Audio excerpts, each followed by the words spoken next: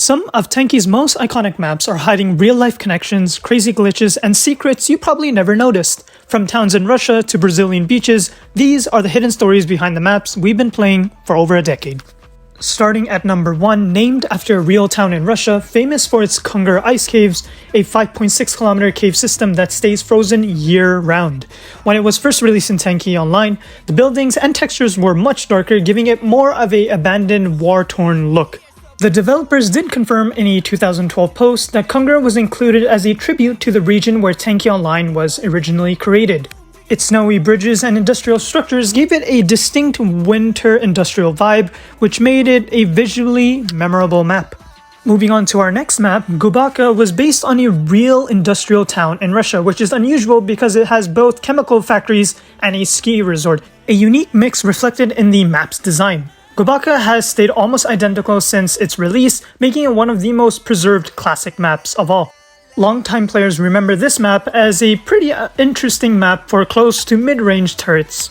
Moving on to our next map, named after a real city in the Perm region famous for salt mining, we have Solikamsk.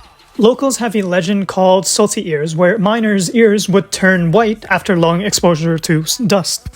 Early Tanki versions had brighter, lesser damaged buildings, which was later changed because, well, they wanted to create a more war-torn look to the game. Moving on to our fourth map, named after a Soviet era for Perm between 1940 and 1957, honoring a politician named Vyacheslav Molotov is what I believe how you pronounce his name. Historically, this area was a major weapons manufacturing hub, producing artillery and ammunition during both world wars. Some of the industrial buildings in the map were modeled after the real factories in Perm, adding an authentic industrial detail to the game. A snow variant of Molotov was tested for winter events but was never released, making it one of Tanki Online's lost maps. Now, coming to our fifth map, we're going to talk about Polygon. The name comes from a Russian word Polygon, meaning military test range, which matches the map's open and symmetrical design.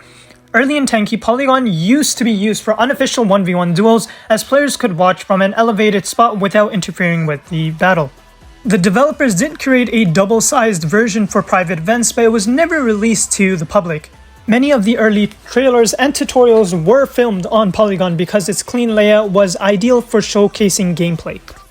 And last but not least, inspired by the Brazilian coastal cities, especially Rio de Janeiro, with colorful buildings, ocean views, and a bright, lively atmosphere, we have Rio. During summer events, Rio had a special festival version with brighter lighting and a custom music track. In the early days of Tanki Online, skilled players could reach the highest rooftop using only jumps and boosts without any special abilities, like in parkour.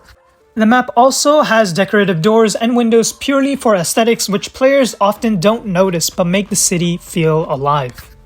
So from icy caves to lost map versions, from the Soviet history to rooftop parkour, Tanki Online's maps have a lot more hidden in them than most players realize. Which one of these surprised you the most? Do mention in the comments down below.